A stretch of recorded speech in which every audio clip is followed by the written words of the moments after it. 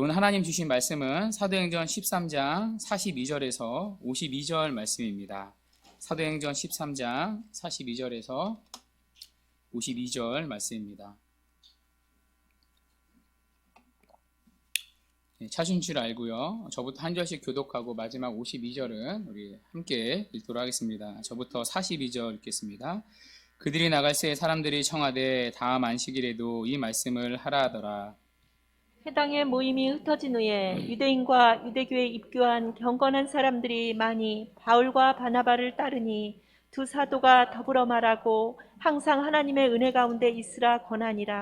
그 다음 안식일에는 온 시민이 거의 다 하나님의 말씀을 듣고자 하여 모이니 유대인들이 그 무리를 보고 시기가 가득하여 바울이 말한 것을 반박하고 비방하거늘 바울과 바나바가 담대히 말하여 이르되 하나님의 말씀을 마땅히 먼저 너희에게 전할 것이로되 너희가 그것을 버리고 영생을 얻기에 합당하지 않은 자로 자처하기로 우리가 이방인에게로 향하노라. 주께서 이같이 우리에게 명하시되 내가 너를 이방의 빛으로 삼아 너로 땅끝까지 구원하게 하리라 하셨느니라 하니 이방인들이 듣고 기뻐하여 하나님의 말씀을 찬송하며 영생을 주시기로 작정된 자는 다 믿더라. 주의 말씀이 그 지방에 두루 퍼지니라. 이에 유대인들이 경건한 기부인들과 그 신의 유력자들을 선동하여 바울과 바나바를 박해하게 하여 그 지역에서 쫓아내니 두 사람이 그들을 향하여 발에 티끌을 떨어버리고 이고니온으로 52절 가거늘 함께 읽겠습니다. 제자들은 제자들은 기쁨과 성령이 충만하니라. 충만하니라. 아멘. 지난 시간 우리는 비시디아 안디옥에서의 바울의 설교를 들었습니다. 그때 바울은 이 복음을 전했었죠. 복음이란 예수님께서 우리를 위해 하신 일을 말합니다. 예수님께서는 우리를 위해 두 가지 일을 하셨습니다. 하나는 죄의 문제를 해결해 주셨습니다. 우리가 받아야 할 죄에 대한 형벌을 예수님이 십자가에서 대신 받으심으로 우리의 모든 죄를 사해 주셨습니다. 또 하나는 의의 문제를 해결해 주셨습니다. 예수님은 우리를 의롭게 하시기 위해 우리 대신 모든 하나님의 말씀, 율법에 순종하셨습니다. 그래서 예수님을 믿으면 죄의 사함을 얻을 뿐만 아니라 하나님 앞에 의롭다 여김을 받습니다. 바울은 이 복음을 전했습니다. 이 복음을 들은 청중들의 반응이 오늘 본문에 나옵니다. 오늘 본문에 보시면요, 상반된 두 가지 반응이 나옵니다. 동일한 말씀을 다 같이 들었는데 완전히 상반된 반응이 나옵니다. 하나는 복음을 믿고 따르는 반응이고요. 다른 하나는 복음을 대적하고 비방하는 반응입니다. 여러분, 오늘날도 마찬가지죠. 똑같이 하나님의 말씀을 들었는데 각각 반응이 다릅니다. 하나님의 말씀을 믿고 따르는 사람들이 있습니다. 그러나 한편으로는 하나님의 말씀을 반박하는 사람들이 있습니다. 이 상반된 반응이 바울의 설교를 들은 회중들에게도 동일하게 나타납니다. 먼저 바울이 전한 말씀을 믿고 따르는 사람들이 나오는데요. 본문 43절에 보시면요, 유대인과 유대교에 입교한 경건한 사람들 가운데 많은 사람들이 복음을 믿었다고 말합니다.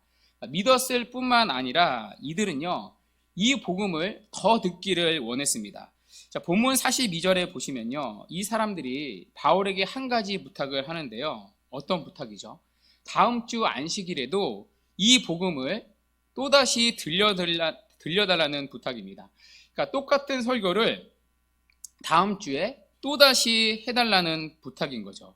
여러분, 이 모습은 저에게 참 생소한 모습입니다. 저는 이런 부탁을 사실 들어본 적이 없습니다. 제 설교를 듣고 나서 또 들려달라는 부탁을 들어본 적이 없습니다. 이번 주 설교 너무 좋았는데 다음 주에도 한 번 더 들려주세요. 말씀을 더 들려주세요. 그런 분들이 계시지는 않습니다. 그런데 바울은요, 설교를 하고 나서 앵콜 요청을 받습니다. 다음 주 안식일에도 똑같은 복음을 또다시 전해달라는 부탁을 받습니다. 심지어 이들은요, 다음 주 안식일까지를 기다리지 못합니다. 설교를 마치고 나가는 바울을 뒤따라가서 바울과 그 말씀을 나눕니다. 그리고 나서 일주일이 흘렀습니다. 다음 주 안식일이 되었는데 더 많은 사람들이 회당에 모였습니다. 얼마나 많은 사람들이 모였느냐?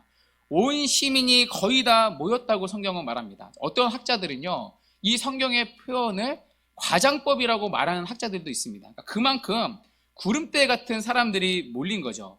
자, 그렇게 모인 이유가 무엇이죠? 바울이 전한 그 복음의 내용을 듣기 위해서입니다. 아마 한 주 동안에요, 소문이 났던 것 같습니다. 그때는 이제 SNS나 너튜브가 없으니까요, 입소문이 났었겠죠. 지난주에 바울이라는 사람의 설교를 들었는데 너무 좋았어요. 우리가 지금까지 한 번도 듣지 못했던 설교였어요. 그렇게 입소문이 났던 것 같습니다. 이처럼 바울의 설교를 듣고 기뻐하는 사람들이 있었습니다. 그리고 계속적으로 그 들었던 말씀을 또다시 듣고자 했습니다. 그리고 심지어 다른 사람들을 말씀의 자리로 데리고 나왔습니다. 자, 그렇다면 이들이 바울의 설교를 듣고 기뻐했던 이유가 무엇이었겠습니까? 여기에는요, 두 가지 이유가 있습니다. 자, 첫째, 바울은 은혜의 복음을 전했기 때문입니다. 자, 아시다시피 이들은 유대교인들이었습니다. 자, 유대교는요, 율법의 행함을 통해 구원을 받는다는 교리를 가지고 있습니다. 그러니까 행위 구원인 거죠. 예를 들어 할례를 해야 합니다. 그리고 절기를 지켜야 합니다. 그러니까 이런 식으로 모세의 율법을 지켜야 구원을 받는다고 가르칩니다.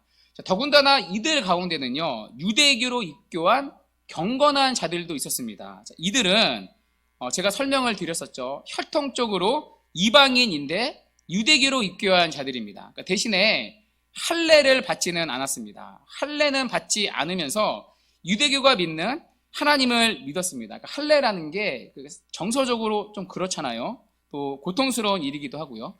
자, 그런데 그런 그들에게도 유대인들은 똑같이 할례를 받아야 한다고 했습니다. 그러니까 너희들이 구원을 받으려면 우리와 같이 할례를 해야 한다고 했습니다. 할례를 받은 다음에는 모세의 율법을 지켜야 구원을 받는다고 가르쳤습니다. 그러니까 이방인인 그들도 유대인들 같이 절기를 지켜야 했고요, 할례를 해야 했고요, 모든 율법을 지켜야 했습니다. 늘 이것이 그들에게는 짐으로 느껴졌을 것입니다. 자, 그런데 바울이 전한 복음이 무엇이죠? 예수를 믿기만 하면 누구라도 의롭게 된다는 교리였습니다. 그러니까 모세의 율법을 지켜서가 아니라 예수 그리스도를 믿기만 하면 그분의 공로와 그분의 은혜로 값없이 구원을 받는다는 것입니다. 더 이상 할례를 받을 필요가 없다고 말합니다. 너희들이 뭘 지켜서가 아니라, 뭘 행해서가 아니라 누구든지 예수 그리스도 그분을 믿기만 하면 구원을 받는다는 것입니다. 그러니까 율법의 행함과 대조되는 은혜의 복음을 전했던 것입니다. 여러분, 이들이요, 이 은혜의 복음을 처음 들었을 때 어떠했을까요? 그동안 율법에서는 절대로 느낄 수 없는 구원의 빛을 말씀을 통해 보았을 것입니다. 이들은 바울의 설교를 들었을 때 복음이 주는, 율법이 줄 수 없는 복음이 주는 자유함을 경험했을 것입니다. 여러분, 이들은요, 지금 구원을 찾아서 이방인인데 유대교에 들어왔습니다. 자, 그러나 그들에게는 지켜야 할 율법의 명령만 잔뜩 쌓였습니다. 그리고 그 율법을 지키지 못했을 때는 늘 죄책감으로 마음의 기쁨을 빼앗을 것입니다. 여러분, 우리도 그렇잖아요. 죄를 지으며 마음의 기쁨을 잃어버리죠. 죄책감이 쌓이고요. 그러니까 지금까지 이들은 매일 율법과 절기의 목을 매면서 자신의 행함 때문에, 자신의 행위 때문에 구원에서 떨어지지 않을까 벌벌 떨었을 것입니다. 자, 구원을 얻으려고 유대교로 입교는 했는데 막상 구원의 확신을 누릴 수는 없었습니다. 오히려 그들에게는 율법을 지키지 못한 죄책감만 더해져 갔습니다. 자, 그런 그들에게 복음은요, 모든 율법의 요소로부터 자유함을 주었을 것입니다.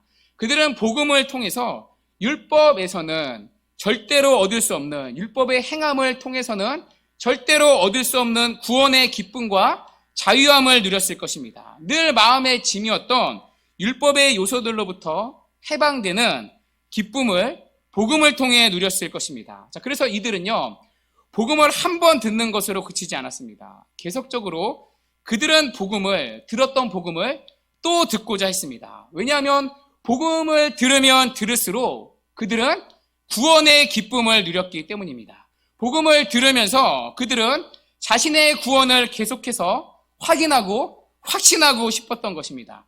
자, 또 하나 이들이요, 복음을 기뻐했던 두 번째 이유가 있습니다. 자, 바울이 전한 복음은요, 차별이 없는 복음이었기 때문입니다. 자, 오늘 복음을 믿었던 사람들 중에는 유대교에 입교한 경건한 자들이 있습니다. 자, 이들은요, 유대교에 입교는 했는데 유대교 안에서 늘 차별을 받아야 했습니다. 왜일까요? 이들은 혈통이 달랐기 때문입니다. 자, 이들은 혈통적으로 유대인이 아니라 이방인이었습니다. 자, 여러분 아시다시피 유대인들은요, 혈통을 굉장히 중시를 했습니다.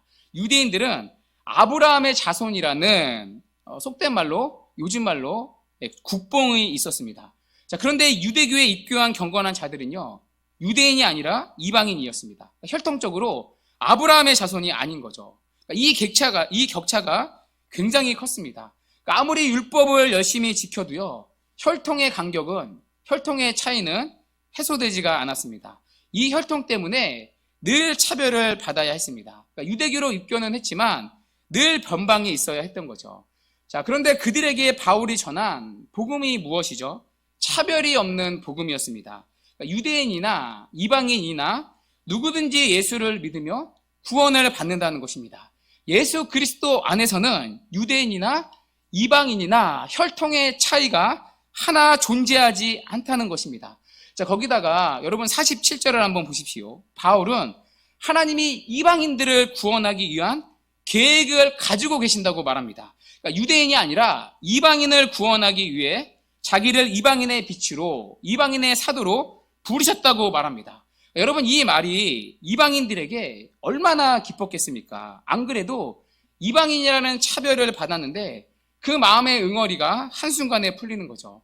하나님이 유대인뿐만이 아니라 이방인을 구원하기 위한 계획을 가지고 계시는구나. 이방인도 특별히 사랑하시는구나. 얼마나 기뻤겠습니까? 마음의 상처가 씻겨져 나가는 거죠. 자, 그래서 48절에 보면요, 이방인들이 이 바울의 복음을 듣고 기뻐했다고 말하는 것입니다. 자, 이런 두 가지 이유 때문에 그들은 복음을 기쁘게 믿었습니다. 자, 반면에 복음을 반박하는 사람들이 있습니다. 자, 45절에 보시면요, 바울이 말한 것을 비방하고 반박했던 사람들이 나옵니다. 여러분 누구이죠? 유대인들이라고 말합니다. 자, 여기 유대인들은요, 모든 유대인들을 말하는 게 아닙니다. 자, 앞에서 우리가 확인했죠. 자, 많은 유대인들이 복음을 믿었다는 그 장면을 우리가 보았습니다. 자, 그러니까 여기 유대인들은요, 모든 유대인들을 말하는 게 아니겠죠. 여기 유대인들은 유대인 회당에서 주로 설교를 담당했던 유대 종교 지도자들과 그들의 추종자를 말합니다. 자, 이들이 말씀을 부정한 이유도요, 두 가지가 있습니다. 자, 하나는 바울의 설교가 그들의 가르침과 달랐기 때문입니다. 자, 유대인들은 율법을 지켜야 한다고 가르쳤습니다. 모세의 율법을 다 지켜야 구원을 받는다고 가르쳤습니다. 한평생 이들은요, 유대인 회당에서 이걸 가르친 거죠. 자, 그런데 갑자기 바울이라는 사람이 나타나서 뭐라고 말하죠? 모세의 율법을 지켜서 구원을 받는 게 아니라고 말합니다. 유대인이나 헬라인이나 오직 예수를 믿는 믿음으로 의롭다함을 받는다고 말합니다. 할례도 필요 없다. 절기를 지켜서 구원을 받는 게 아니다. 이런 식으로 모세의 율법을 지켜서 구원을 받는 게 아니다. 자신들이 가르쳐왔던 모든 가르침을 바울이 한순간에 뒤집어 엎습니다. 자신들이 가르쳤던 모든 가르침들이 틀렸다고 바울이 말합니다. 자, 그러니까 이들의 입장에서는요, 굉장히 불편한 거죠. 자신들이 틀렸다고 말하니까요. 자, 그러니 이 바울의 가르침을 도저히 기뻐할 수가 없었던 것입니다. 여러분, 우리도 이런 모습이 있지 않습니까? 하나님의 말씀이 계속적으로 나에게 틀렸다고 말할 때가 있습니다. 내가 살아가는 삶의 모습들과 삶의 가치들이 틀렸다고 우리의 죄를 고발할 때가 있습니다. 때로는 우리가 살아왔던 삶을 부정하고요, 뒤집어 엎을 때가 있습니다. 자, 그럴 때 여러분은 그 말씀이 듣기에 좋습니까? 솔직히 불편하지 않습니까? 누군가는요, 그 말씀을 대적할 수도 있습니다. 자, 오늘 유대인들이 그랬던 거죠. 자, 또 하나 이들이 말씀을 반박했던 두 번째 이유가 있습니다. 45절에 보시면 이들은요, 바울을 시기했기 때문입니다. 여러분, 왜 바울을 시기를 했겠어요? 자기들보다 바울을 따르는 자들이 더 많았기 때문입니다. 자, 바울이 설교를 하자 온 시민들이 거의 다 모였습니다. 사람들이 구름대처럼 몰린 거죠.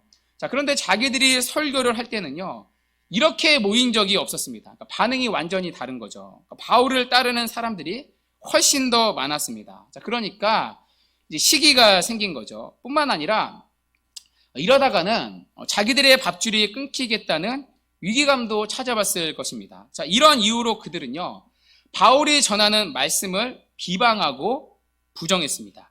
바울이 전하는 말씀을 인정해버리며 자신들을 따랐던 그 남아있는 그 사람들마저도 이제 바울을 따르기 때문이죠. 자, 그러면 자신들이 누렸던, 회당에서 누렸던 모든 기득권들을 빼앗기게 됩니다. 여러분, 우리에게도요, 또 이런 모습이 있지는 않습니까? 하나님의 말씀을 듣기는 듣습니다. 자, 그러나 그 말씀대로 살아갈 때 내가 가지고 있는 어떤 것들을 잃을까 하는 두려움이 들 때가 있습니다.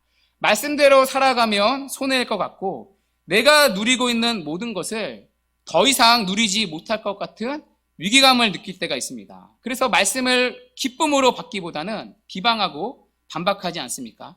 말씀이 뭔가 소망을 주고 위로를 주기보다는 내가 살아왔던 삶의 방향을 꺾으려고 할 때 여러분, 우리는 그 말씀을 인정할 수 있습니까?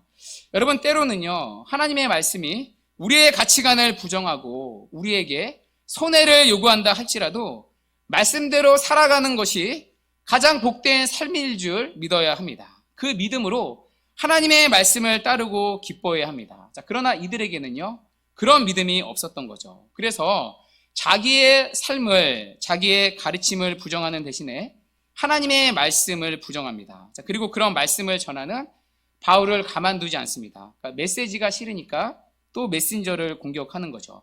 사람들을 선동해서 바울을 박해합니다. 자, 46절에 보면 이때 선동된 두 부류의 사람들이 나오는데요. 경건한 기부인들과 그 신의 유력자들이라고 말합니다. 자, 여기 경건한 기부인은요, 유대교로 입교한 이방인 여자들 가운데 상류층의 이방인 여인들을 말합니다. 자, 그리고 그 신의 유력자들은요, 영향력 있는 지역 관료였을 겁니다. 아마도 이제 그 비시디아 안디옥에서의 고위층 관료였을 것입니다. 그러니까 유대인들은 이런 정치적인 세력을 포섭해서 바울 일행을 박해했습니다. 자, 결국에는 바울의 일행을 그 지역에서 쫓아내 버렸습니다. 쫓겨난 바울의 일행은 이고니오로 가게 됩니다. 자, 이렇게 비시디아 안디옥에서의 전도 여행이 끝납니다. 자, 그런데 여기서 우리가요, 주목해야 할 부분이 있습니다. 자, 유대인들이 바울과 바나바를 쫓아냅니다. 그리고 쫓겨난 바울은 이고니온으로 향합니다.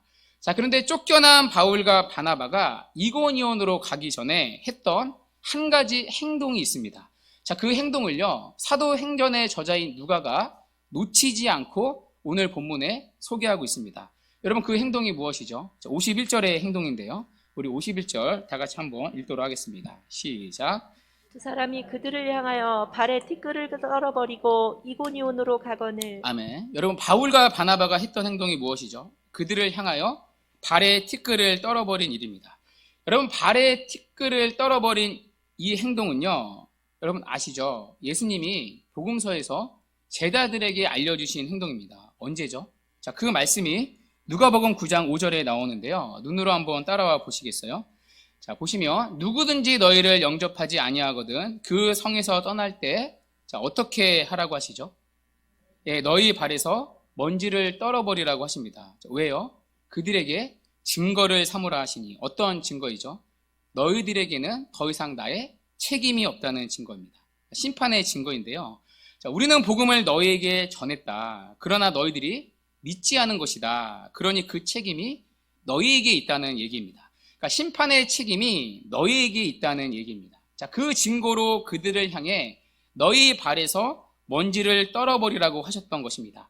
자, 이 예수님의 말씀대로 이들은 발에서 먼지를 떨어버리고 나왔습니다. 무슨 얘기이죠?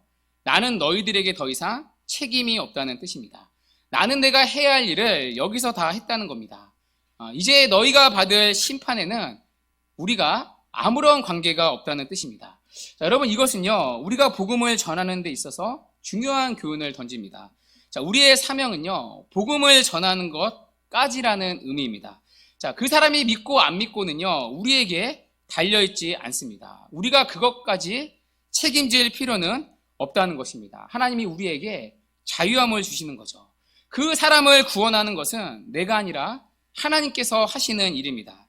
내가 복음을 잘 설득력 있게 전해서 그 사람을 믿게 하는 것도 아니고 내 언변이 부족해서 그 사람이 믿지 못하는 것이 아니라는 얘기입니다. 하나님이 하시는 일입니다. 자, 그래서 누군가가 상대방이 믿지 않는 것은 나의 책임이 아닙니다. 내가 복음을 전했다면 우리는 하나님 앞에 할 바를 다 한 것입니다. 그것이 바로 발의 먼지를 털어버리는 행위입니다.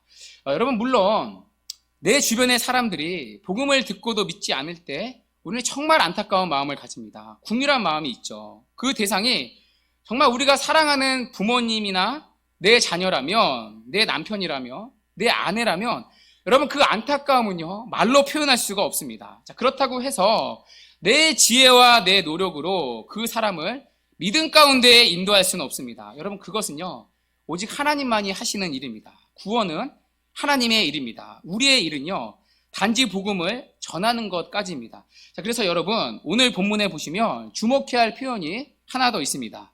자, 오늘 본문에 보면 복음을 믿는 자들이 있었습니다. 자, 그런데 그들이 믿게 된 이유를요 사도행전의 저자인 누가가 뭐라고 설명하죠? 바울이 다른 사도들보다 복음을 더 잘 전해서였습니까? 아니면 바울의 영성이 더 탁월해서였다고 말합니까? 누가는요 한마디로 설명합니다. 48절에 보시면 영생을 주시기로 작정된 자는 다 믿더라. 자, 복음을 믿게 된 그들이 누구이죠? 영생을 주시기로 하나님께서 이미 작정한 자입니다. 하나님께서 구원하시기로 창세전에 선택한 자입니다. 그 선택의 결과로 그들이 믿게 된 것입니다. 하나님이 구원하시기로 선택했기 때문에 그들이 믿게 된 것입니다. 구원의 주권이요 바울에게 있지 않다는 뜻입니다. 우리의 애씀과 노력의 결과가 아니라 하나님의 선택에 있다는 것입니다.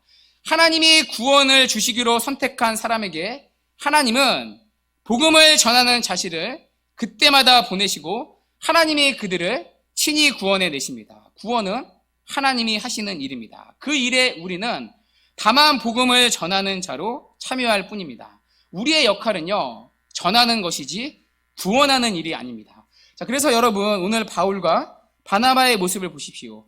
자, 이들은요 복음을 전하다가 쫓겨났습니다. 자, 그러나 이들은 결과에 연연하지 않습니다. 자신들이 결과를 만들어내지 않는다는 사실을 누구보다 알았고 그것을 정말 믿었기 때문입니다. 누군가를 구원하고 구원하지 않고는 하나님의 손에 달려있다는 사실을 그들은 정말 믿었기 때문입니다. 자, 그래서 이들은 배척하는 이들에게 담담하게 반응합니다. 발에 티끌을 떨어버리고 나옵니다. 여러분, 이들의 모습 속에서는요 어떤 낙심도 찾아볼 수가 없습니다. 어떤 좌절도 찾아볼 수가 없습니다. 오히려 여러분 52절은요 오늘 본문이 어떻게 끝나죠? 기쁨이라는 단어로 끝나고 있습니다. 제자들은 기쁨과 성령이 충만했다고 말합니다. 자, 여기 제자들이 누구인지에 대해서는요 학자들마다 의견이 갈립니다. 어떤 학자들은요 여기 제자들이 바울의 설교를 듣고 구원을 받은 비시디아 안디옥의 사람들이라고 말합니다. 다른 학자들은요 여기 제자들을 바나바와 바울이라고 말합니다. 개인적으로 바나바와 바울이라고 해도 크게 무리가 되지 않는다고 생각합니다. 그러니까 바울과 바나바도요 기쁨과 성령으로 충만했을 것입니다. 자, 그렇다면 바울과 바나바가 기쁨이 충만했던 이유가 무엇입니까? 여러분, 인간적인 눈으로 보면요 바울과 바나바는요 기쁨으로 충만하기보다는 낙심해야 맞습니다. 왜냐하면 이들은요 복음을 전하다가 쫓겨났기 때문입니다. 물론 복음을 받아들인 사람들이 많기는 했습니다. 자, 그러나 거기서 바울은 교회를 개척하거나 조직한 게 아니었습니다. 오히려 사역을 하던 가운데 핍박을 받아 도중에 사역지에서 쫓겨나게 되었습니다. 인간적으로 보면요 성공한 사역이 아니라 실패한 사역이죠. 물론 절반의 성공이라고는 할 수는 있을 것 같습니다. 그러나 사실상 기뻐할 만한 일은 아니죠. 그럼에도 오늘 본문에는 낙심과 좌절을 찾아볼 수가 없습니다. 이들은 발에 티끌을 떨어버리고 나올 정도로 담담한 반응을 보입니다. 뒤끝이 없습니다. 오히려 기뻐했다는 말로 끝나고 있습니다. 왜일까요? 왜냐하면 이들은 구원의 성취가 자신들에게 달려있지 않았다는 사실을 정말 알았고 정말 믿었기 때문입니다. 성취는 하나님이 하시는 이름을 알았기 때문입니다. 다만 자신들의 역할은 전하는 것 뿐이었습니다. 그 일에 그들은 충성을 다했던 것입니다. 그리고 그 일에 쓰임을 받았다는 것으로 그들은 기쁨을 누렸던 것입니다. 여러분, 물론 바울은요, 주님을 위해 목숨을 내놓을 만한 헌신을 가지고 있었던 자입니다. 자, 그러나 바울은요, 자신이 뭔가를 성취하려고 하진 않았습니다. 내가 뭔가를 성취할 수 있다고도 생각하지 않았습니다. 자기에게 맡겨진 일은 전하는 것이지 구원하는 것이 아니라는 사실을 알았기 때문입니다. 결과와 성취가 주어진다 할지라도 그것이 자기의 열매가 아니라 자기의 것이 아니라 하나님의 것이라고 바울은 믿었습니다. 그래서 바울과 바나바는요, 여러분 선교를 갈 때요, 어떤 사명이 막 불타가지고 내가 교회를 몇 개를 세우고 내가 뭔가 성취를 남겨야겠다, 그런 마음으로 선교를 온 게 아닙니다. 바울은요, 성취하러 온 게 아니라 복음을 바르게 전하러 왔을 뿐입니다. 이것이 바울과 바나바가 여러분 기뻐할 수 있었던 이유입니다. 여러분, 만일 바울과 바나바의 목적이요, 어떤 목적의 성취에 있었다면요, 바울과 바나바는 결코 기뻐할 수 없었을 것입니다. 그러나 그들은 성취에 목적이 있지 않았습니다. 그들의 목적은요, 예수님을 전하는 것 뿐이었고요, 그 일에 그들은 충성을 다했던 것입니다. 그리고 그 일에 쓰임을 받았다는 것으로 기쁨을 누렸던 것입니다. 여러분, 이 원리는요, 단지 우리가 복음을 전하는 영역에서만 적용되는 게 아닙니다. 우리의 모든 삶의 영역에서도 적용되는 신앙의 원리입니다. 여러분, 우리가 살아가면서 기쁨을 잃어버리고 때로는 염려하고 때로는 낙심하고 때로는 하나님을 불신하여 살아가게 되는 이유가 무엇이죠? 내가 해야 할 일과 내가 성취해야 할 일을 섞어버리기 때문입니다.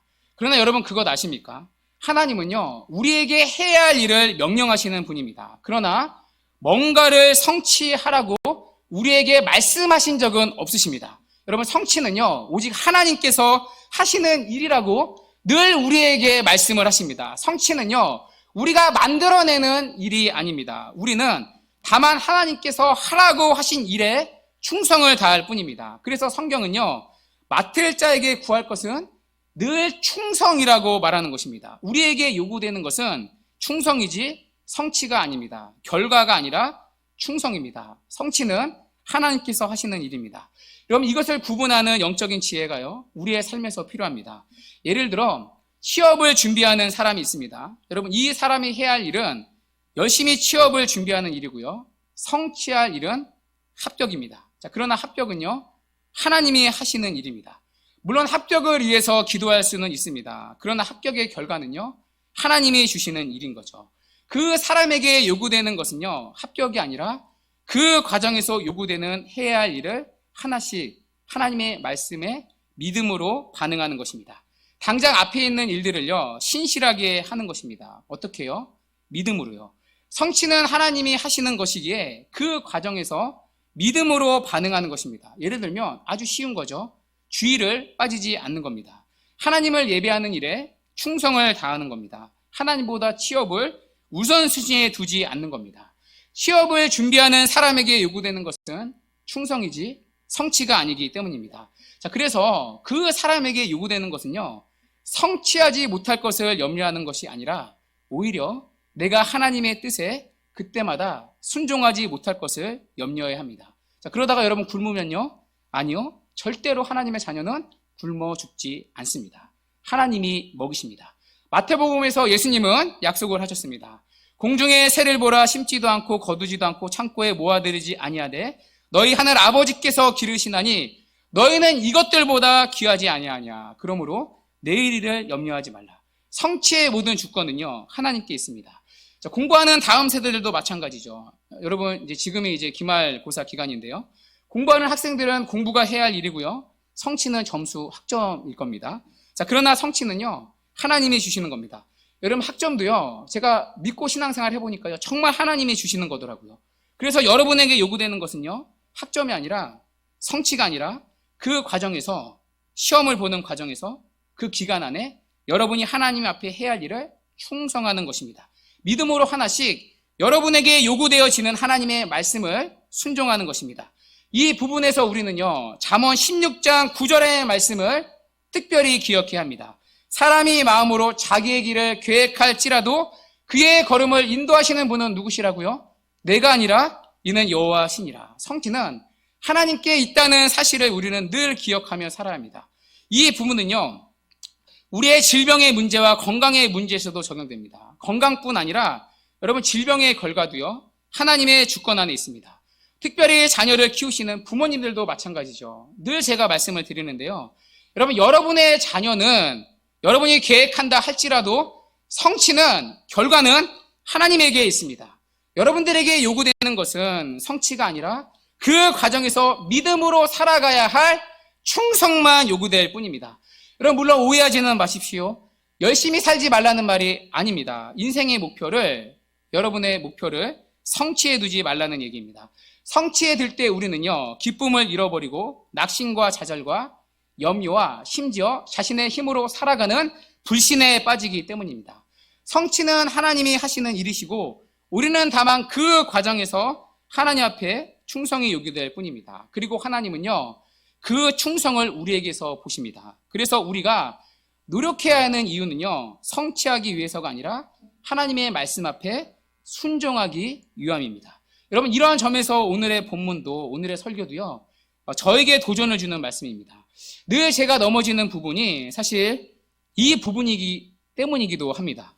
저 역시 복음을 전하는 자로 낙심할 때가 있습니다. 낙심하라는 이유는요, 사실 결과에 대한 부분 때문이기도 합니다. 여러분 물론 저도 알죠. 결과는 제가 만들어내는 것이 아님을 압니다. 제 설교를 듣고 누군가는 구원을 받고 구원을 받지 못하는 건 하나님이 하시는 일이라는 사실을 압니다.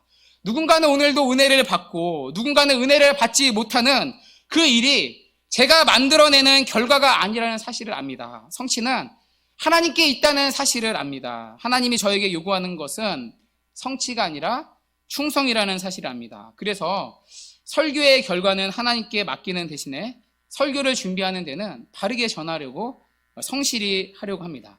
아무도 은혜를 받지 못한다 하더라도, 아무도 알아주지 않다 하더라도 하나님 앞에서 설교 준비는 성실하게 하라고 합니다. 그러나 알면서도 사실은요, 결과를 볼 때 낙심할 때가 많습니다. 그래서 이 말씀을 통해 다시금 저를 다잡았습니다. 지난주 한 주를 죽썩다 하더라도 또 한 주도 하나님 앞에서 충성을 하자. 이번 한 주도 하나님 앞에서 열심히 설교 준비를 하자. 맡은 자에게 구할 것은 충성이니 이번 한 주도 하나님 앞에서 충성하자. 자, 그렇게 한 주를 지냈습니다. 사실 오늘도 반응을 보아하니 또 설교를 죽쓴 것 같은데, 다음 주에도 충성을 다하기로 이 시간 하나님 앞에 믿음으로 결단합니다. 뭐 아멘을 하십니까? 네, 우리 순장님들도요. 여러분 너무 그렇잖아요. 여러분 우리 순장님들도요, 이렇게 함께 사역했으면 합니다. 우리 순장님들 참 수고 많으신데요, 결과 때문에 낙심하고 좌절할 때가 있으실 것입니다. 주어진 환경에서 참 열심히 사역을 한다고 했는데 결과 때문에 기쁨을 잃어버릴 때가 있으실 것입니다. 그러나 여러분, 우리는 씨를 뿌리고 물을 주는 사람일 뿐이고요, 자라게 하시는 분은 오직 하나님이십니다. 바울과 바나바가 복음의 씨를 뿌리고 말씀에 물을 줄 때 기쁨으로 자라는 이도 있었는가 하면 시기하고 배척하는 이도 있었습니다. 결과는 하나님이 하시는 일입니다. 일의 성취는 하나님께 있습니다. 우리에게 요구되는 것은 결과가 아니라 또 충성일 뿐입니다. 맡은 자들에게 구할 것은 충성이니 우리 다음 한 학기도 우리 순장님들, 또 교회 사역을 맡은 우리 봉사자들도 기쁨으로 함께 준비하고 또 감당하는 은혜가 있기를 바랍니다. 여러분 마지막으로 이것은요, 우리에게 사실 놀라운 복음이기도 합니다. 왜냐하면 우리 하나님께서는 우리에게 해야 할 것을 말씀해 주기는 하셨지만 모든 종류의 결과에 대해서는 하나님이 책임져 주신다고 하셨기 때문입니다. 하나님이 우리의 인생을 책임지십니다. 일의 성취는 우리의 손에 있지 아니하고 하나님께만 있다고 하십니다. 그래서 베드로전서 5장 7절은요, 이렇게 말씀합니다. 너희 염려를 주께 맡기라. 이는 그가 너희를 돌보심이라. 주 안에 사랑하는 여러분, 그러므로 이번 한 주도 그 하나님을 신뢰하며 살아가는 은혜가 있기를 바랍니다. 여러분이 해야 할 일들과 성취해야 할 일들을 구분하며 주님께 맡기며 살아가는 은혜가 있기를 바랍니다. 성취할 일들은 하나님께 맡기는 가운데 내가 해야 할 일들을 잘 감당할 수 있도록 은혜를 구하시기 바랍니다. 하나님, 내가 해야 할 일들을 하나님 앞에서 진실하고 바르게 행할 수 있도록 하시고, 때로는 내가 연약하고 낙심할 때는 나를 말씀으로 격려해 주옵소서라고 기도하시기 바랍니다. 그리고 성취할 일들로부터 하나님 나를 자유하게 하옵소서, 맡기게 하옵소서, 그렇게 그 하나님께 맡기며 살아가는 은혜가 있기를 바랍니다. 그래서 이번 한 주도 낙심과 좌절과 염려와 내 힘으로 살아가는 불신이 아니라 하나님을 믿는 믿음 안에서 기쁨과 충성으로 걸어가는 복된 은혜가 우리 모두에게 있기를 주님의 이름으로 간절히 축원합니다.